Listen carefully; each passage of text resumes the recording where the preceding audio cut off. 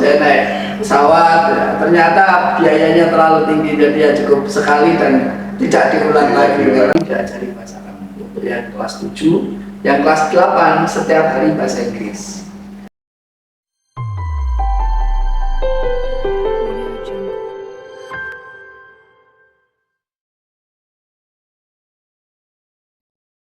Assalamualaikum warahmatullahi wabarakatuh. Waalaikumsalam. Sahabat-sahabat Ansor sekalian yang dicintai Allah, jumpa lagi dengan saya Fikri, host dari podcast Rosna Institute.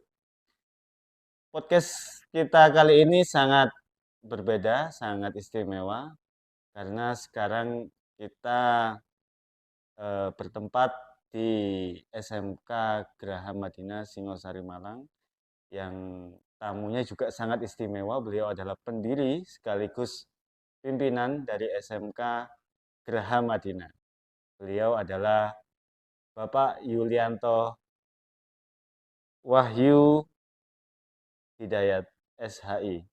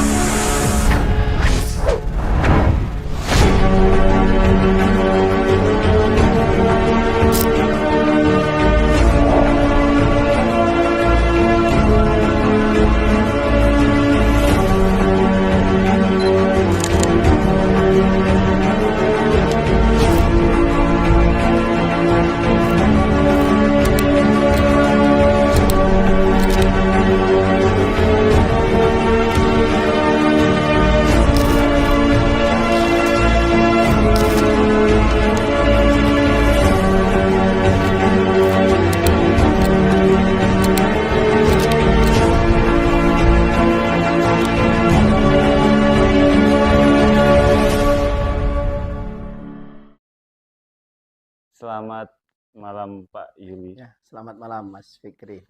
Kabar sehat? Alhamdulillah. Sehat semuanya. Ini soalnya musimnya kan lagi Pak. Musim lagi dingin Ya. gitu. Cuacanya nggak menentu gitu, Pak. Panasnya panas nggak enak, dinginnya dingin nggak enak ya. Siang panas, malam dingin banget. Apapun itu yang jelas kita harus apa ya istilahnya tetap menjaga itu ya Pak. Kesehatan Menjaga itu. kesehatan nomor 1, menjaga mental nomor 2. Tadi kan kesini juga langsung disuguhi sama apa namanya Jahe hangat. jahe merah tuh Pak. Ya. Ya Pak, terima kasih. Nggih. Saya dari tim podcast Rosna Institute sangat berterima kasih kepada Pak Sama-sama. Yulianto karena sudah menyempatkan waktu, kemudian menyempatkan ruangan dan lain sebagainya kepada kami untuk mewawancarai jenengan. Sebelumnya mungkin bisa diceritakan Pak, jenengan ini kan lahir di Klaten, Jawa Tengah, kemudian hijrah ke Malang, kemudian sampai sekarang mendirikan SMK Graha Madinah itu bagaimana ceritanya, mungkin bisa diceritakan.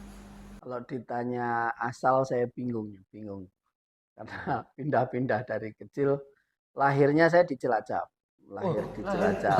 Ya, cuma usia 2 tahun sudah ikut mbah di Klaten. Jadi saya MI-nya di Klaten, SMP SMA-nya di Solo. SMP SMA di Solo. Sempat pesantren di Solo, Mangguyudan. Kemudian setelah dari Solo ke Jogja, kuliah di IAIN Jogja jurusan syariah waktu itu. Jadi kalau ditanya bingung ya, keluarga besar juga ada di Klaten, ada di Cilacap, ada di Purwokerto. Jadi kalau mudik itu dibagi-bagi ya ke Klaten, ya ke Cilacap, ya ke Purwokerto dan yang lain gitu. Berarti lahir di Cilacap, kemudian masa SD-nya juga SD-nya di Klaten. SD-nya di Klaten. Jadi Cilacap itu lahir saja. Numpang lahir.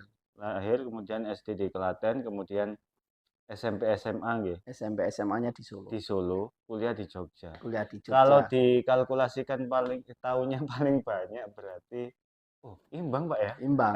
Iya, Iya, imbang ya? rata-rata ya 5 tahun, 6 tahun. 5 tahun, 6 tahun 5 ya? tahun, 6 tahun. Begitu. Menarik ya Pak ya. Kemudian dari kuliah IAIN Jogja, itu tahun berapa Pak? Saya masuk 97 ya, tahun 1997 itu masuk Hmm, Fakultas Syariah jurusan Jinayah Siasah. Jinayah Siasah hmm, itu politik dan pidana. Jadi hmm, jurusannya politik dan pidana karena waktu itu pengen jadi politisi sebenarnya ya. hmm, Pengen berkecimpung di dunia politik. hmm, Tapi ternyata Allah punya rencana lain, kecemplungnya di dunia pendidikan itu. Jadi ya sekarang menjadi guru. Kalau politik hanya sebagai pengamat dan tukang tepuk tangan saja. Pokoknya melihat serunya politik saja biar tidak dipolitiki gitu ya. Oh, Nah, saya kira itu eh, dari lulus kuliah dulu sempat ke Pare, Kediri. Nah, ini saya ketemu oh, istri itu di Pare itu. belajar bahasa Inggris. Ya, yang Hmm, lucu ya menurut saya lucu. Saya itu dulu paling takut sama orang Jawa Timur. Jadi orang Jawa Tengah itu kalau sama Jawa Timur itu agak ini ya, agak hati-hati gitu ya. Karena kesannya orang Jawa Timur itu kan keras, ya. ceplas-ceplos gitu ya. Hmm. Saya itu takut, takut salah berteman, takut salah bicara, nanti ada apa-apa dengan orang Jawa Timur. Jadi waktu ke Pare Kediri ya, teman-teman saya lingkungannya itu malah Jawa Tengahan. Tapi ya Hmm. tadi Allah punya rencana lain, tiba-tiba kenal sama orang Malang, orang Singosari, ya kecantol. Jadi istri saya orang orang Jawa Timur, orang Malang, orang Singosari gitu ya. Itu istri Hmm. saya sehingga saya sekarang berada di Itu Singosari. posisi istri juga setelah lulus kuliah atau Sama-sama lulus kuliah. Ya. sama-sama lulus kuliah, Mm-mm. kemudian ketemunya di Pare. Ketemu Kuliah di di Pare. mana, Pak? Istri di Istri. UIN dulu namanya Stein ya, Stein Malang. Oh, di Stasiun Stein Malang. Malang ya. Stein. Berarti seangkatan ya, Satu Pak? angkatan 97. Istri Oh, jurusan psikologi, angkatan pertama psikologi Stein. Ya, masih hmm, baru waktu itu jurusannya. Pak Mahfur berarti, Pak. Saya tidak terlalu Oh, apal, tidak. tidak terlalu apal. Soalnya saya alumni UIN, Pak. Oh, alumni. Jadi agak sedikit tahu Berarti beberapa adik kelas dosen. ya? Oh, adik kelas, Ah, jauh. Kalau Jauh, 97 jauh ya, jauh sekali, Pak. jauh sekali. Berarti aku tua banget. Mboten. Jadi Iya, iya. 97 itu saya itu masih belajar itu belajar jalan gitu. Generasi milenial. Selanjutnya Pak, begitu ketemu istri, wah ini kayaknya cocok nih gitu. Ya, Mungkin kesan pertama eh, itu kan tadi kan ada kayak barrier gitu kan, iya, ada benar. semacam kalau Mm-mm. orang Jawa Timur itu kesannya bagi orang Jawa Tengah itu belak-belakan, spontan, terus agak dalam tanda kutip Keras, keras ya. gitu ya Pak ya. Kenapa kemudian justru di luar takdir Pak ya? Kalau Mm-mm. rasional kok bisa memilih Ya, perempuan ini Pak? itu pun lucu ya. Jadi saya 3 bulan di Kediri, di Pare itu. Sama istri ya cuma kenal kalau ketemu di jalan ya Di BIC itu Pak say ya? hello aja. Saya nggak di BSC, saya namanya dulu di 2 tempat ya. Di Rima, Hmm. Rima sama di Oxford, di Oh iya. Oxford ya. Nggak terlalu akrab, cuma kenal-kenal gitu. Malah kita mulai berhubungan lebih serius itu ketika mau pulang. Jadi saya sudah 3 bulan, mau forever istilahnya, mau Iya. pulang ke rumah. Nah itu Iya. mulai apa ijolan nomor WA gitu ya. Zaman dulu masih belum punya HP. Yang punya HP itu istri, saya belum punya HP. Hmm. Jadi surat-suratan ya, hubungan jarak jauh LDR. Saya pulang Pare ke Jakarta. Jadi sempat Hmm. di Jakarta kira-kira sekitar 5 tahun. Kerja di Hmm. Jakarta, kerja di yayasan, ngurusi sekolah, ada Hmm. ngurusi panti, ada ngurusi pengajian dan sebagainya itu. Hmm. Nah, di sana sekitar 5 tahun. Sempat istri saya ajak ke Jakarta. tapi hanya 1 tahun tinggal di Jakarta. Jadi setelah menikah Oh, berarti satu menikah tahun dulu kemudian jenengan ke Jakarta. saya ke Jakarta Setelah menikah dapat berarti ya? 4 tahun baru Oh. menikah. Oh, Ya, gitu. jadi LDRan lama, LDR 4 tahun ya, 4 tahun Wah, LDR. itu Jadi komitmen yang luar ya biasa itu, Pak. betul. Kalau liburan itu dari Jakarta naik kereta ke Hmm. Malang. Dulu Mata Remaja itu yang murah itu ya. Oh ya. Ada Mata Remaja, ada Gajayana gitu ya. Hmm. Pernah sekali naik pesawat itu 1 kali gaji habis. Tapi demi cinta, Pak. Kayaknya itu. Zaman-zaman bucin itu ya. Zaman bucin pingin bikin kejutan ya pas itu apa ulang tahun gitu saya naik pesawat ya. Ternyata biayanya terlalu tinggi jadi ya cukup sekali dan tidak diulang Tidak lagi diulang karena lagi. terlalu mahal ongkosnya itu.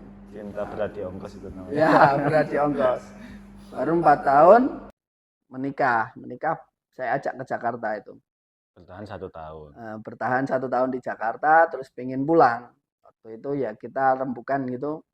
Kayaknya Jakarta itu kurang nyaman untuk tinggal berkeluarga dan nanti punya anak-anak itu nggak nyaman ya lingkungannya, suasananya. Maaf, di Jakarta mana, Pak? Saya tinggal di Ciputat. Oh, di Ciputatnya. Ciputat, belakangnya Oh, UIN itu ya. ya. Namanya di daerah Kampung Sawah itu ya. Oh. Di Kampung Sawah itu ya sebenarnya agak desa ya, masih lingkungan desa tapi ya Masuk di Tangerang ibu ya? kota. Masuk Tangerang. Masuk Tangerang. Nah, terus istri sama saya pengen pulang ke daerah.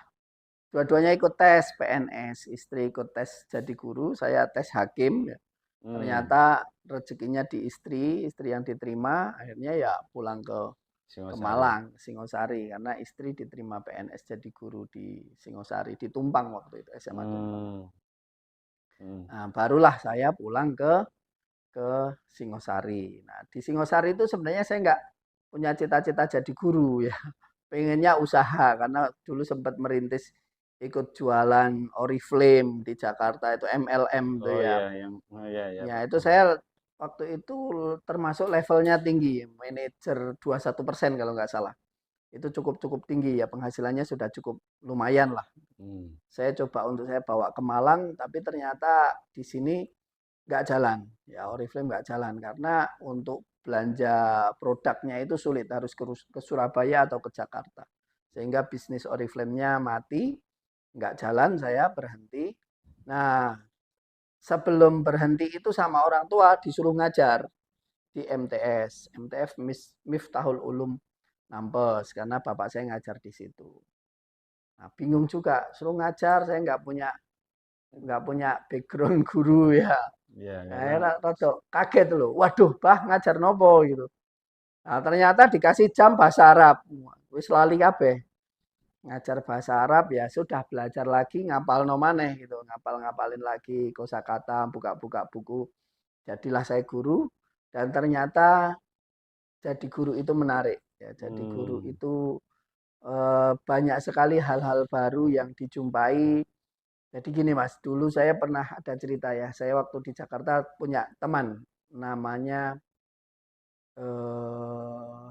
lupa saya namanya Mister Mister siapa namanya itu sebenarnya Jowo gitu ya, tapi di Inggriskan gitu ya. Mister John kalau kalau tidak salah itu.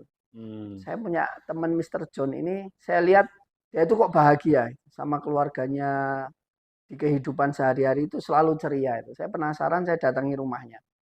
Rumahnya kecil, tipe 21. Kamar 2 kecil-kecil, ruang tamu, dapur kecil gitu. Tapi saya lihat itu suasananya itu bahagia banget. Istrinya, anaknya, terus Mister John itu tinggal di Pamulang kalau nggak salah. Itu bahagia banget gitu ya, bercanda, tertawa itu kayak Jadi, natural, keakraban keluarga akrab. itu Sama tetangga kelihatan. juga itu Oh, tegur sapanya bagus gitu ya, sama anak-anak itu dipanggil Pak Guru. Oh, bagus. Saya tanya, Mas, kok sampean kok kayaknya kelihatannya itu ceria, bahagia banget gitu. Nah, dia bilang gini ke saya, Mas Yuli, kalau sampean mau kaya, jangan jadi guru, kata dia gitu ya. Kalau mau jadi orang kaya, jangan jadi guru. Tapi kalau sudah terlanjur jadi guru, maka bersiaplah menjadi orang kaya raya. Oh, jadi levelnya itu di atas orang kaya berarti, Pak? Iya, jadi Hmm. saya mencoba mencerna itu ya. Maksudnya gimana ya? Kalau pengen jadi orang kaya, ojo jadi guru. Jadi pengusaha, bisnismen, jualan, pekerja kantoran, itu cepat kaya kata dia gitu. Jadi kalau pengen jadi orang kaya ya jangan jadi guru, karena jadi guru itu penghasilannya stagnan ya. Segitu-segitu terus gitu. Tapi kalau sudah jadi terlanjur jadi guru kata dia, bersiaplah kaya raya. Maksudnya apa ya? Tanya itu. Kaya raya itu ya, yang namanya kaya itu tidak hanya uang, tapi kita akan bertemu orang-orang yang baik, bertemu lingkungan yang baik, bertemu orang-orang baru yang menyenangkan, ya, lingkungan yang menyenangkan, kebahagiaan, kesehatan, waktu luang. Kalau orang pengusaha, orang kerja dari pagi, kadang sampai malam, itu kan waktunya habis untuk kerja. Kalau guru kan enggak ya, pagi jam 7 ke sekolah, pulang jam 2, jam 3, ada juga yang jam 12 kan gitu ya. Ada waktu luang untuk keluarga. Nah, ini kan Hmm. salah satu bentuk dari kaya raya tadi. Orang kaya raya itu kan punya waktu untuk keluarga gitu ya. Hmm. Orang banyak yang kaya tapi nggak punya waktu. Anaknya nggak ke openi gitu ya. Waktu untuk keluarga mau jalan-jalan aja nggak bisa. Kalau guru kan insya Allah Sabtu, Minggu itu ada di rumah. Sore atau malam itu ada di rumah. Hmm. Terus banyak juga rezeki-rezeki yang min haitsulayah tasib lah istilahnya gitu ya. Tidak Tidak disangka. diduga-duga. Nggak disangka-sangka ya guru itu kok ada saja ya. Pengen Hmm. pengen punya gawe ya ada rezekinya. Mau bangun rumah ada rezekinya gitu ya. Itu ada rezeki-rezeki mungkin kalau bahasa agamanya berkah mungkin ya mungkin keberkahan itu. Nah, mulailah saya menikmati jadi guru. Pertama guru MTS, ngajar bahasa Arab. Awalnya cuma berapa jam dikit, 4 jam atau berapa. Tapi seiring waktu tanggung jawabnya meningkat. Jamnya tambah banyak, terus ada tugas tambahan. Kalau guru itu tugas wajibnya mengajar, ya itu namanya tugas wajib. Kalau tugas tambahan itu ada kepala sekolah, itu namanya tugas tambahan, wakil kepala sekolah, kepala TU, nah itu tugas tambahan. Nah waktu itu saya ditugasi tugas tambahan saya kepala TU, kepala Hmm. TU karena kepala TU yang lama diterima jadi PNS, jadi nggak ada yang Hmm. bisa komputer, nggak ada ya ada gitu ya, tapi kasihan usianya sudah senior, saya Hmm. dipandang masih masih junior gitu ya, Hmm. bisa ke sana sini, bisa Hmm. komputeran, Hmm. bisa ngantar surat, bawa sepeda motor dan sebagainya. Akhirnya saya diminta jadi kepala TU. Nah, di kepala TU lah saya banyak belajar sebenarnya, banyak belajar Ya. tentang manajemen sekolah, ya tentang manajemen sekolah, mengatur sekolah dan sebagainya itu di kepala TU. Baru jadi kepala TU 1 tahun, nah, kemudian ada pengawas namanya Pak Nukman Humaidi. Hmm. Nah itu datang ke sekolah, beliau tertarik gitu loh kok. Kayaknya MTS ada program-program waktu itu saya bikin kegiatan namanya Nabawi. Nabawi itu singkatan. Nanya penanaman akhlak, banyak itu bahasa, winya kewirausahaan. Nah, penanaman akhlak apa bentuknya? Tiap pagi sholat duha berjamaah. Wah, Setiap menarik. pagi. Nah, itu Menarik itu, Pak. untuk memberikan penanaman pembiasaan sholat berjamaah, Hmm. sholat duha, dan sebagainya. Bahasanya di MTS dulu kita bikin program jam 0 itu setiap hari bahasa Arab dan bahasa Inggris. Oh, di drill gitu, Di Pak. drill setiap Hmm. hari. Ini pengalaman waktu di Pare. Jadi yang kelas 10 itu bahasa Arab, bukan kelas 10 ya, kelas 1 maaf, kelas 1 MTS itu Kelas 7, Pak. kelas 7 ya. Kelas 7 itu bahasa Arab setiap Soalnya sudah hari. jadi SMK, Pak. Dari 10 Karena sudah sekarang goblok. dunianya SMK. Iya. Jadi kelas 7 pagi jam 0. Jam 0 itu jam 6.30. Kalau jam pertama itu kan jam 7 ya. Sebelum jam 7 jadi jam 6.30 anak-anak sudah dimasukkan untuk program bahasa. Setiap hari diajari bahasa Arab. Hmm. Untuk yang kelas 7, yang kelas 8 setiap hari bahasa Inggris. Ya. Hmm. Hasilnya ya alhamdulillah juara lomba pidato bahasa Arab, juara Oh, lomba sampai pidato sampai bahasa Inggris. juara lomba. Ya, dan itu berturut-turut gitu ya. Berapa tahun berturut-turut itu juara lomba pidato bahasa Arab, bahasa Inggris gitu. Kalau bahasa Arab, bahasa Inggris kan itu, Pak, harus kalau itunya, Pak, yang mendampingi anak-anak di jam 0 itu kan Kan guru Kita bahasa Arabnya apa banyak atau ya guru waktu yang jam pertama atau waktu itu dicarikan guru tambahan. oh Jadi gitu. ada guru tambahan, kita cari guru-guru muda tambahan untuk membantu mengajar gitu ya di jam nol Hmm, itu. Jadi kalau guru yang sudah ini kan biasanya agak iya sulit iya ya karena punya anak kecil lah, iya iya. punya tanggung jawab di Di rumah. satu sisi bukan bidangnya mungkin Pak ya. Betul. Iya. Terus, nah yang diajarkan untuk bahasa Inggris itu percakapan dan menghafal vocabulary. Hmm. Tidak boleh diajari grammar. Oh gitu. Jadi haram Khas itu ya, khas pare Pak ya. khas pare, Iya haram bicara grammar karena iya yang iya. bikin kita takut ngomong itu kan grammar ya. Takut salah ya Pak. Takut salah, wedi, ini noun, ini kata kerja apa kata benda kayak gitu Hmm. ya. Termasuk bahasa Arab juga itu kan yang bikin kita takut untuk bicara itu kan ada nahwu sorof itu kan bikin Padahal takut. lamada-mada Pak ya. Nah, Itu ya, Pak. gak apa-apa lah baksa-baksa. Jadi saya kira itu menarik dulu ya. Jadi akhirnya ada anak-anak yang punya potensi itu bisa bisa melejit di program bahasa. Hmm. Nah, dari program ini saya berkenalan dengan pengawas, terus ditawari jadi kepala sekolah MTS di Ketindan, Lawang. Hmm. Jadi saya pernah 4 tahun menjadi kepala MTS SA. SA itu satu atap, Al Mustaqim Hmm. Ketindan. Nah, di Al Mustaqim ini saya jadi kepala sekolah sambil sebenarnya belajar menjadi kepala sekolah ya. Istilahnya kepala madrasah. Jadi kepala madrasah sambil belajar menjadi kepala madrasah. Alhamdulillah dapat banyak pelatihan-pelatihan. Pelatihan-pelatihan workshop 10 hari di Batu, 3 hari. Sering dapat pelatihan-pelatihan manajerial cara mengajar, cara mengelola sekolah dan sebagainya. Nah, setelah 4 tahun di MTS Ketindan ini, MTS Al Mustaqim, kemudian saya mulai berinteraksi dengan anak-anak yang kelas berapa? 7, 8, 9 ya, anak-anak kelas 9 yang mau lulus itu. Itu banyak yang wadul lah, ngeluh. Pak, saya itu mau melanjutkan sekolah, mau ke SMK lah gitu ya, atau SMA, tapi nggak punya biaya. Nah, saya mulai mikir, loh, emang berapa biaya ke SMK? Waktu itu ya masih di kisaran 2 jutaan gitu ya.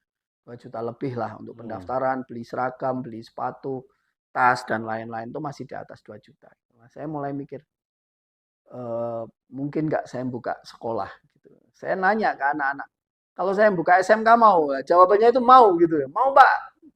Saya nggak ngerti kalau waktu itu buka SMK itu benar-benar sulit ya. Nggak Hmm. ngerti. Ngertinya ya Bismillah buka sekolah gitu. Nah, ternyata gayung bersambut anak-anak mau lah ya sudah saya pulang matur ke orang tua yang di sini mertua ya bapak ibu mertua saya matur mau buka SMK gitu. Nah, sama mertua ditanya di mana ya di belakang itu gitu di belakang itu apa ada yang mau tempatnya di belakang gitu ya Iya. karena waktu itu tempatnya barongan ya Bismillah saja mohon doa restunya. Nah, ternyata diizinkan terus mulai proses melepas wakaf jadi tanahnya diwakafkan terus membuka yayasan sendiri jadi bikin yayasan waktu itu masih 3 jutaan Hmm. 2013 ya 2013 Hmm. tanggal 1 Mei jadi tanggal 1 Mei 2013 itu ulang tahun SMK Jadi sekarang 10 tahun Pak ya. mau 10 tahun Mau 10. ya Mei Mei depan ini 10 tahun. Ya, sekarang 9 ya, 9 tahun. Hmm. Jadi ini Oke. 9, 10-nya nanti tanggal 1 Mei 2024.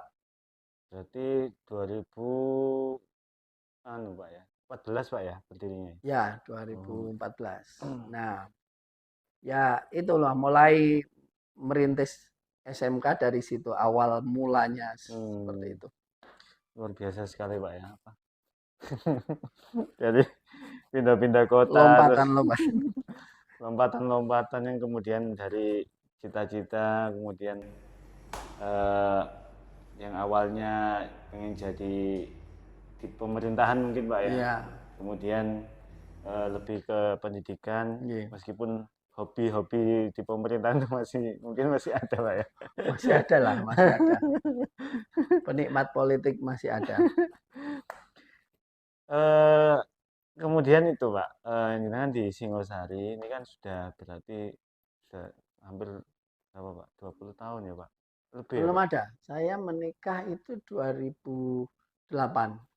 Nah, 2008 sampai sekarang pernah eh, menjadi ketua ranting ya Pak ya? Ranting Di Ansor. Ansor ya? Ya, Ansor Desa Taman Harjo, Singosari. ya, ya. Itu gimana pengalaman itu? Untuk mengkolaborasikan antara mengurus Ansor, kemudian menjadi pendiri sekaligus pengembang sekaligus kepala sekolah Iya. SMK Dramatik kan pendiri harusnya sendiri Pak. Pengembang itu harusnya sendiri. Kepala sekolah harusnya sendiri Pak. Itu jenengan semua. Satu sisi mengabdi di Ansor itu Iya. gimana perasaannya kemudian apa kata-kata yang bisa menjelaskan keadaan waktu itu Pak. Nggih, di tahun 2001 ya Pak. 2020. 2020. 2020 itu saya mulai berkenalan dengan teman-teman Ansor. Ada sahabat Taufik, ada mulai kenal juga sahabat Muklasin, sahabat Nanang dan Iya. Nanang, ada Gus Hilmi gitu ya. Nah, 2020 itu ada rapat pemilihan ketua Ansor Taman Harjo dan kebetulan kok aklamasi menunjuk saya jadi ketua. Ya, mulailah saya berkecimpung di dunia peransoran gitu ya. Sebenarnya itu keinginan lama ya, keinginan lama saya dibesarkan di lingkungan NU gitu ya, pengen beransor tapi ternyata baru di tahun 2020 itu mulai mengenal orang-orang ansor ya. Jadi mungkin juga banyak orang seperti saya ya, pengen beransor, pengen Iya. berbanser, tapi belum ketemu lingkungannya, belum ketemu linknya, belum bertemu, bisa jadi seperti itu. Dan saya yakin itu banyak, ya, banyak yang seperti itu. Aslinya pengen, tapi lewat siapa ya, lewat mana ya, terus siapa yang harus saya temui ya gitu. Ya, alhamdulillah saya di 2020 itu mulai ansor walaupun belum aktif banget ya, belum aktif tapi lah mulai mengadakan Rijalul Ansor, mulai berinteraksi dengan Banser, berinteraksi dengan kegiatan-kegiatan KNU-an dan sebagainya. Saya agak telat sebenarnya Mas. Di 2020 itu usia saya sudah 40 tahun. Sudah 40 tahun. Artinya saya kalau secara karir keorganisasian itu sudah masa senja. Kalau di Masa Ansor senja. masa Kalau di senja. Ansor ya, Iya. karena Ansor itu kan dibatasi usia 40 sudah tidak bisa menjadi ketua ranting, Iya. PAC dan sebagainya. Seandainya saya masuk di usia 20, ya saya berpesan juga ini ya pada sahabat-sahabat yang muda-muda itu. Yang masih muda, usianya masih 20-an atau 30-an itu aktiflah gitu ya. Beransor itu tidak ada ruginya. Tapi sebaliknya banyak sekali manfaatnya. Hmm. Aktif di kegiatan, aktif di pendidikan, ada PKD, ada Diklatsar, Diklatsus, Susbalan dan sebagainya itu ikuti gitu. Saya agak sedih kenapa ya? Saya berkenalan sudah usia 40 tahun gitu ya. 40 tahun, sekarang sudah 44 saya. Jadi diwolak-walik 44. Kalau dulu 41 ditanya orang 14 gitu ya. Hmm. 43, usianya berapa Pak? 34 saya bilang gitu. Kalau sekarang diwolak-walik podo 44 itu ya. Jadi tapi saya masih senang dengan kegiatan-kegiatan Ansor, masih senang bergaul dengan teman-teman Banser, masih senang pakai jaket Banser itu ya. Karena Iya. apa lingkungannya Semangat, ya. menyenangkan, Semangatnya semangat anu, semangat muda gitu Pak semangat ya. muda. Terus bertemu orang-orang baik lah, bertemu Hmm. orang-orang baik di Ansor, di Banser, di NU itu Kayak bertemu Cak lingkungan Ridwan juga itu ya yang Pak. nyaman ya. Cak Ridwan dengan dinamikanya itu ya, dengan Dinamikanya. kumisnya yang kalau senyum tidak simetris itu ya. Jadi itu kan salah satu dinamika keansoran itu. Jadi saya kira itu ya apa saya benar-benar Jadi ikut, pengen yang muda-muda ayo gabung ke Ansor gitu Pak ya. gabung ke Ansor, aktif di Ya. Ansor. Banyak sekali manfaatnya. Jadi seperti ini. Kemudian setelah jadi ketua ranting itu sampai tahun berapa Pak? Saya jadi ketua ranting sampai 2023 ya. 2023 kemarin Iya, ya. iya. Kemudian sekarang lanjut ke 2022. kepengurusan MUIJ Ya. Pak ya. di lembaga perekonomian. perekonomian Ya, Nahdlatul Ulama MWC Singosari. nggih. Ini baru 1 bulan ini ya Ya. dilantik jadi Sepertinya visi pengurus misinya sudah sudah beredar di mana-mana. pengurus LPNU. Ya. Jadi LPNU atau Lembaga Perekonomian NU MWC itu bisa dibilang baru, bisa dibilang lama. Dibilang baru ya karena mungkin kepengurusannya ini baru. Ya, dulu-dulu juga sudah ada, tapi mungkin yang sekarang ini orang-orang baru, saya bertemu teman-teman yang baru. Saya sendiri baru ngurusi. Ya, dibilang lama ya karena LPNU itu sebenarnya juga sudah Lembaga yang ada lama lembaga di yang sudah ada di NU. NU gitu. Nah, sebagai lembaga yang baru berkiprah di MWC NU Singosari, ini kita coba menggali potensi. Baru 1 bulan ini kita coba keliling, serap aspirasi, serap ide, mencari formula bentuk LPNU itu kegiatannya seperti apa.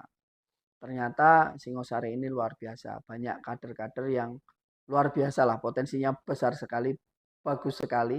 Secara individu itu bahkan ada yang sampai levelnya provinsi, ada yang sampai levelnya nasional, ya. Dapat penghargaan dari presiden di level nasional dan sebagainya. Tapi itu di level individu, masih individu-individu. Iya, Pak.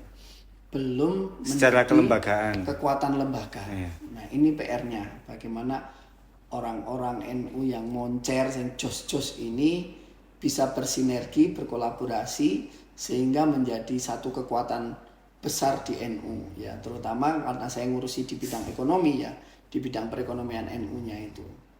Nah, visinya ada 2 paling tidak di LPNU MWC. Yang pertama, kita membantu MWC di bidang perekonomian. Ya, bidang perekonomian akan kita bentuk unit-unit usaha. Ya, kita akan ada AKNU. Nah, nanti kalau podcast ini harus ada AKNU ya, Aqua NU. Nah, ada produk-produknya NU, ada jualannya NU, ada jasa-jasa dari MWC NU dan sebagainya. Perekonomian ini ada 2 tujuannya. Yang pertama sebagai bentuk dari identitas NU. Jadi umpamanya jualan air, itu untungnya kecil. Tapi kita berharap nanti AKNU itu bisa berada di semua ranting, di semua rumah, di semua sekolah, di semua lembaga yang ada di Singosari. Minimal memperkenalkan identitas, misalkan dibawa orang AKNU, betul, NU gitu. Betul, NU-nya hadir, ada Jadi orang meninggal. untung NU dipromosi ya mungkin dengan margin yang tipis bisa tertutupi oleh apa ya namanya ya, promosinya itu. Jadi menjadi identitas lah ya, bahwa identitas, NU itu hadir di semua kegiatannya masyarakat itu. Ada kerja bakti, ada AKNU di masjid, minumnya AKNU. Bahkan nanti hari raya kita silaturahmi ke rumah-rumah ya, AKNU lagi. Nah itu menjadi identitas gitu ya, menjadi identitas bahwa NU hadir di semua rumah. Yang kedua, memang ingin memberikan masukan-masukan pendanaan untuk organisasi ya. Untuk organisasi itu kan organisasi banyak kegiatannya, pengajian, pengkaderan, rapat dan sebagainya, itu kan butuh dana besar. Nah, dana-dana ini kan selama ini dari iuran. Nah, kita ingin nanti ada unit usaha yang bisa membantu lah, iurannya tetap, sedekahnya tetap, zakatnya tetap, karena ini diurusi oleh lembaga lain ya, ada Lazis NU dan sebagainya. Nah, tapi kita bisa membantu di sana, berperan di sana. Yang kedua, membantu perekonomian warga NU. Jadi kalau tadi organisasinya, betul. Ini sekarang lebih ke individunya. Warga NU. Ada istilah logika tanpa logistik, itu anarkis.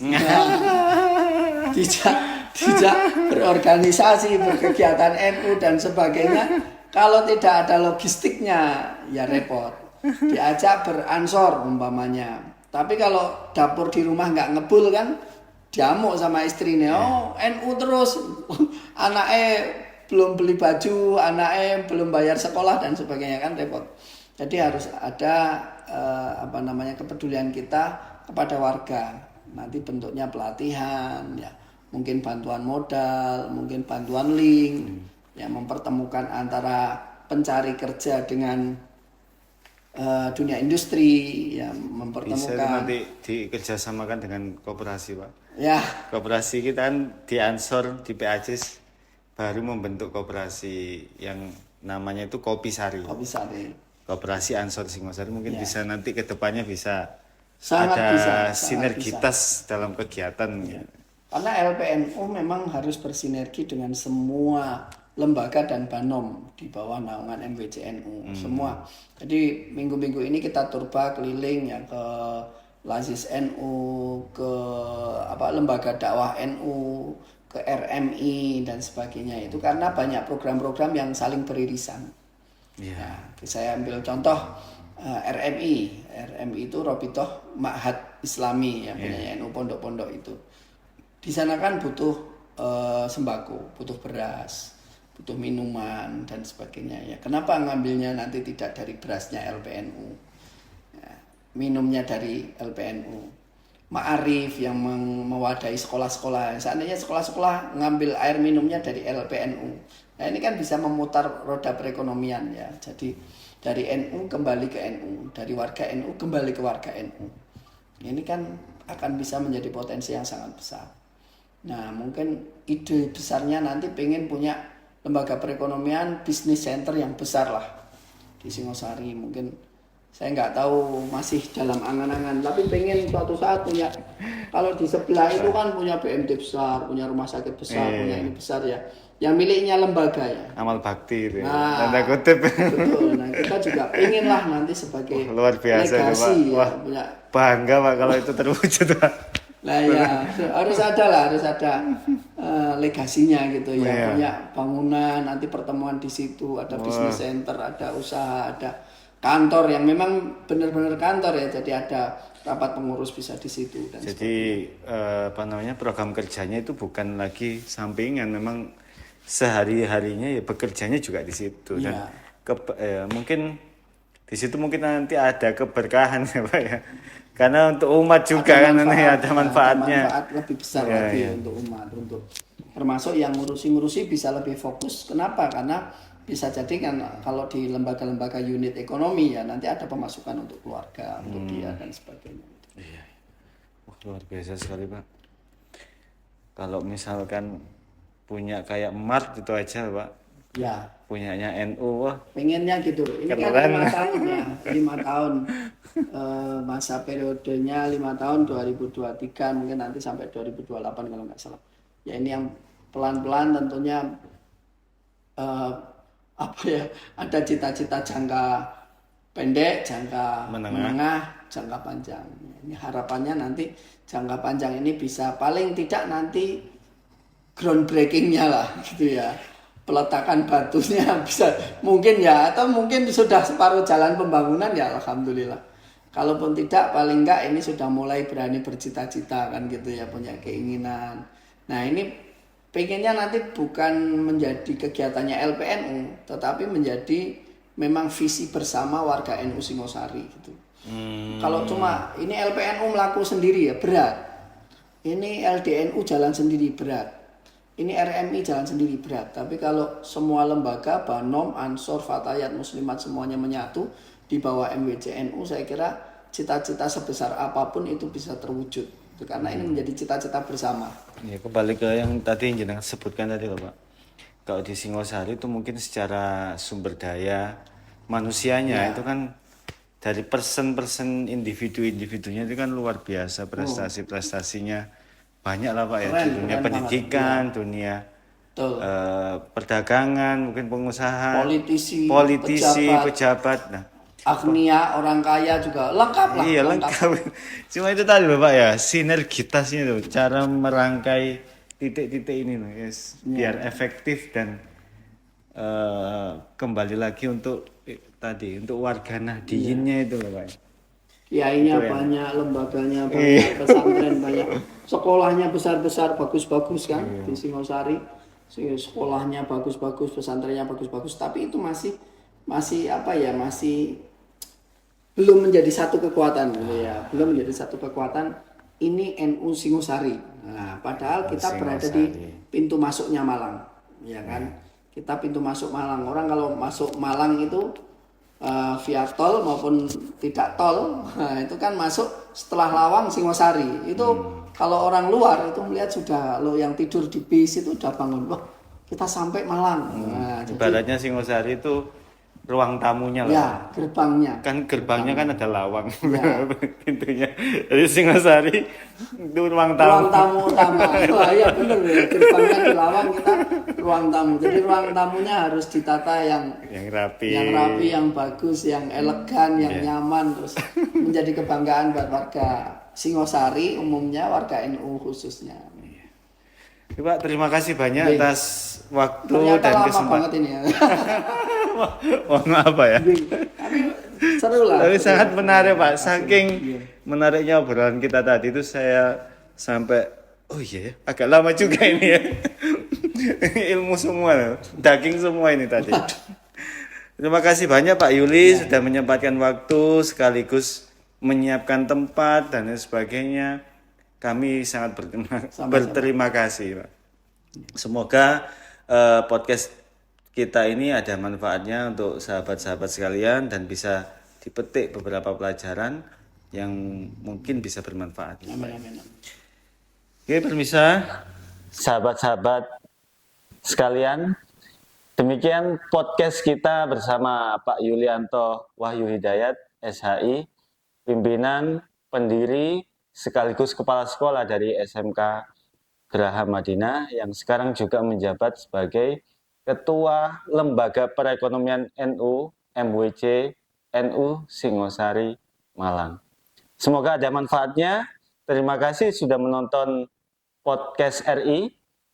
Jangan lupa klik subscribe, like, dan komen. Cukup sekian dari saya, Fikri, host dari Rosna Institute. Allahumma fiq ila komentarik. Assalamualaikum warahmatullahi wabarakatuh.